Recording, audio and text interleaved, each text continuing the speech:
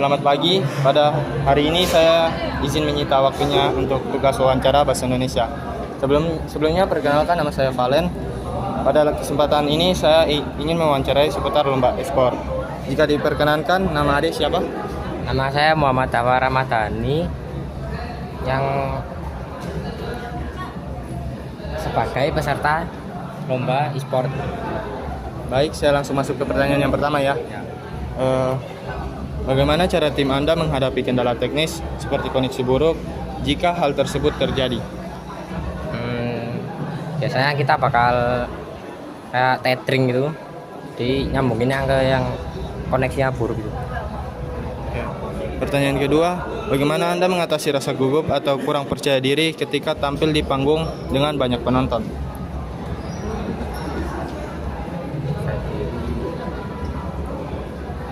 Kayak kita biasain aja sih, kayak gak usah lihat lawannya gitu. Kayak walaupun lawannya jago, kita main kayak biasa aja, gak usah. Oke. Pertanyaan yang ketiga, jika tim Anda berhasil menjadi juara, bagaimana rencana Anda memanfaatkan hadiah tersebut? Ya buat hobi kita, kayak misalnya top up di gamenya gitu. Oke. Terima kasih atas waktunya. Selamat pagi Bapak, pada hari ini saya izin menyita waktunya untuk wawancara bahasa Indonesia. Sebelumnya, perkenalkan, nama saya Bella. Pada kesempatan ini, saya ingin mewawancarai seputar lomba e-sport. Jika diperkenankan, siapa nama Bapak yang sedang saya wawancarai? Nama saya Iqbal. Baik, saya masuk ke pertanyaan yang pertama ya Pak. Apa motivasi Bapak dalam mendaftarkan siswa bimbingan ke lomba e-sport? Motivasi saya pertama memang dari tahun 2022 saya juga istilahnya mencetus anak-anak yang berbakat di bidang e-sport. Nah, untuk di lomba ini ya, karena kita juga sering langganan ikut dan ya alhamdulillah selalu dapat juara meskipun belum juara satu. Baik, terima kasih. Itu pertanyaan kedua. Selama proses persiapan e-sport, apakah Bapak menghadapi kendala? Jika iya, kendala manakah yang paling sulit untuk ditangani? Kendala pasti ada, karena setiap guru di SMP 13 dulu itu tidak pernah mendukung e-sport. Tapi saya membuktikan bahwa e-sport itu sebenarnya bisa mendapat prestasi. Jadi waktu pertama kali memang banyak guru-guru yang tidak mendukung, dan saya akhirnya istilahnya kayak mencari peluang biar bisa berprestasi untuk menunjukkan bahwa e-sport itu sebenarnya olahraga yang berprestasi juga. Jadi waktu itu saya tunjukkan kalau ini loh, saya juga bisa juara. Bahkan mulai dari 2022 awal sampai sekarang e-sport mesti langganan juara. Jadi saya juga meyakinkan bahwa terhadap guru-guru kalau e-sport bukan hanya game saja, tapi bisa untuk mewadahi anak-anak yang punya berbakat di bidang e-sport itu. Baik, terima kasih Bapak. Untuk pertanyaan yang terakhir, menurut Bapak, apakah lomba e-sport memberikan dampak positif bagi peserta didik? Jika iya, apakah dampak positif itu? Kalau dampak positif, menurut saya ya, karena saya juga skripsi saya itu juga meneliti tentang e-sport. Jadi e-sport itu juga menambah wawasan dalam bidang IT juga.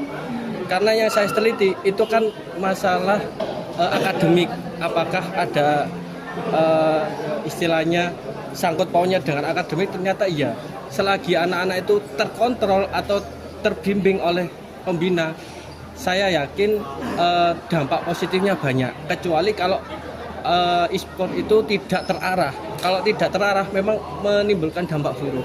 Maka dari itu sebenarnya anak-anak yang di bidang e-sport itu punya dampak yang positif kalau terbimbing. Kalau misalnya terbimbing pasti kan terarah, tujuannya pasti menuju ke prestasi. Jadi dampak positifnya itu semakin banyak prestasi di bidang e-sport. Oh, baik. Sekian wawancara dari kami. Terima kasih ya, Pak. Selamat pagi, hari ini saya izin menyita waktunya sebentar untuk tugas wawancara bahasa Indonesia. Sebelumnya perkenalkan, saya Diva. Pada kesempatan kali ini saya ingin mewawancarai seputar lomba e-sport.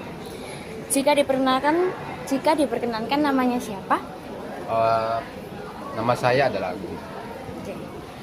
Oke, saya masuk ke pertanyaan pertama. Seberapa penting menurutmu acara seperti ini bagi perkembangan e-sport di kalangan pelajar? Menurut saya ini sangat efektif ya untuk bagi perkembangan belajar. Pertama untuk mengembangkan skill kita dalam bekerja sama untuk memenangkan suatu perlombaan. Mungkin selanjutnya ya kita bisa diasah tentang kepercayaan kita diri sendiri gitu. Kita harus memampui bidang kita, setiap bidang kita masing-masing. Gitu. Apakah ada aspek yang ingin Anda lihat ditambahkan atau diperbaiki dalam event e-sport serupa ke depan? Mungkin yang ingin saya tambahkan untuk event Dempo Esport ini, yang pertama mungkin tata tempat ininya ya, dan tempat duduknya mungkin agak sedikit dibikin seperti kayak lomba seperti aslinya gitu, jangan seperti kayak kursi yang biasa aja. Ya. Oke. Pesan atau harapan apa yang Anda sampaikan kepada penyelenggara Dempo Cup dan perkembangan e-sport di masa mendatang?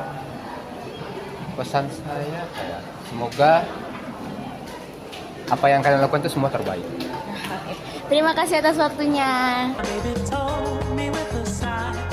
Selamat pagi, pada hari ini saya izin meminta waktunya sebentar untuk tugas wawancara bahasa Indonesia. Sebelumnya perkenalkan, nama saya Aime. Pada kesempatan ini, saya ingin mewawancarai seputar lomba e-sports. Jika diperkenankan, siapa nama Anda yang sedang saya wawancarai? Marcel. Baik, saya akan masuk ke pertanyaannya pertama. Apa tujuan utama panitia menyelenggarakan cabang e-sports? Tujuan utamanya yaitu untuk mengembangkan bakat dari siswa-siswa SMP yang berlomba dan juga untuk membuat mereka itu memiliki pengalaman berlomba dengan apa yang mereka kuasai. Baik, selanjutnya, bentuk penghargaan apa yang akan diberikan kepada para juara lomba e-sports? Nanti yang untuk juara-juaranya bakalan dapat trofi atau piala, piagam, sama uang pembinaan. Baik, sekian pertanyaan dari saya. Terima kasih atas kerjasamanya. Terima kasih.